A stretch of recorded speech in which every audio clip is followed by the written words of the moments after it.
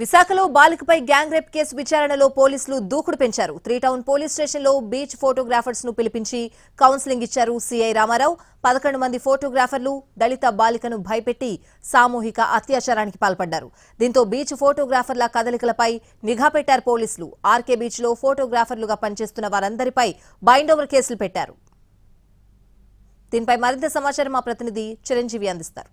Minor బాలికపై సామూహిక అత్యాచారం చేసినటువంటి 11 మంది నిందితులను ప్రస్తుతం అయితే రిమాండ్కి తరలించడం జరిగింది. అయితే వీరంతా కూడా ఫోటోగ్రాఫర్లుగా చెప్తున్నారు. కాబట్టి కొద్దిసేపటి క్రితమే 3 టౌన్ పోలీస్ స్టేషన్కి అయితే మాత్రం ఫోటోగ్రాఫర్లు ఎవరైతే బీచ్లో ఉన్నటువంటి ఫోటోగ్రాఫర్ మిగతా ఫోటోగ్రాఫర్లు అందరినీ కూడా ఇక్కడ పిలిపించి కౌన్సిలింగ్ ఇస్తున్నటువంటి పరిస్థితి మనకి ఇక్కడ కనిపిస్తుంది.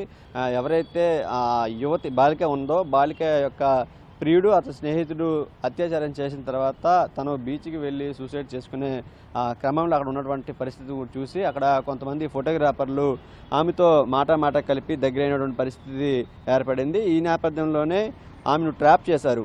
ముఖ్యంగా ఎవరైతే ఫోటోగ్రాఫర్ షరీఫ్ అలియాస్ చెర్రీ బాధితురాలని అతని ఒరిజినల్ పేరు చెప్పకుండా రాజు అనే పరిచయం చేసుకొని తన తర్వాత ఈ విషయం తెలుసుకుని అసలు ఏం జరిగిందని చెప్పి ఆ బాలికి అడిగి తెలుసుకుని తర్వాత తనకు అండగా తోడుగా ఉంటామని చెప్పి వేరే రూమ్కి తీసుకెళ్లడం జరిగింది. అక్కడ హరీసు, నాగేంద్ర ఇంకా మరికొంతమంది ఫోటోగ్రాఫర్లు అంతా కూడా వీళ్ళంతా ఒక యూనియన్లా ఉంటారు. వీళ్ళంతా కూడా అక్కడికి చేరుకొని మొత్తం బాలికను చిత్రహింసలకు గురి చేయడమే కాకుండా కొన్ని రోజుల పాటు నగరంలోని పలు లాడ్జిల్లో వీటిల్లో తిప్పి తర్వాత సామూహిక అత్యాచారం కూడా చేయడం జరిగింది. ఈ ఘటన జరిగిన తర్వాత ఎవరైతే ఇమ్రాను, షోయబ్ వీళ్ళిద్దరూ కూడా ప్రస్తుతం పరారులో ఉన్నారు. ప్రస్తుతం అయితే 11 మంది ఫోటోగ్రాఫర్లను అరెస్ట్ చేసి 14 రోజుల పాటు రిమాండ్కి తరలించారు. ప్రస్తుతం 3 టౌన్ పోలీస్ స్టేషన్ పరిధిలో అంటే ఆర్కే బీచ్ జరిగిన తర్వాత ఆర్కే బీచ్ ఈ 3 టౌన్ పోలీస్ స్టేషన్లోకి వస్తుంది. కాబట్టి ప్రస్తుతం 3 టౌన్ పోలీసులు ఫోటోగ్రాఫర్లు మిగతా ఎవరు ఉన్నారో వాళ్ళంతా కూడా పిలిపించి కౌన్సిలింగ్ చేస్తారు. ఎందుకంటే అక్కడికి ఆర్కే బీచ్కి చాలామంది పర్యాటకులు వీళ్ళంతా కూడా వస్తుంటారు. వాళ్ళతో మాట కలిపి ఫోటోగ్రాఫర్లు అంతా కూడా ఫోటోలు తీసి వాళ్ళకి ఇవ్వడం ఇవంతా కూడా చేస్తుంటారు. అంటే గతంలో కూడా ఫోటోగ్రాఫర్లు ఎవరైనా మునిగిపోయినా ఇటువంటి సమాచారం కూడా పోలీసులకు వెంటనే తెలియజేస్తారు.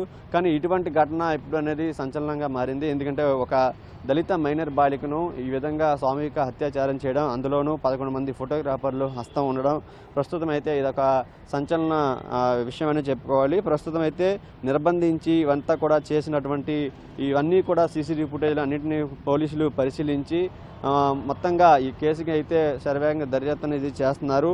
ఏదేమైనప్పటికీ ఈ ఘటన ప్రస్తుతం విశాఖలో అయితే మాత్రం తీవ్ర సంచలనంగా మారిందని చెప్పుకోవాలి. రవితో చిరంజీవి ఎన్టీవీ విశాఖ నుంచి.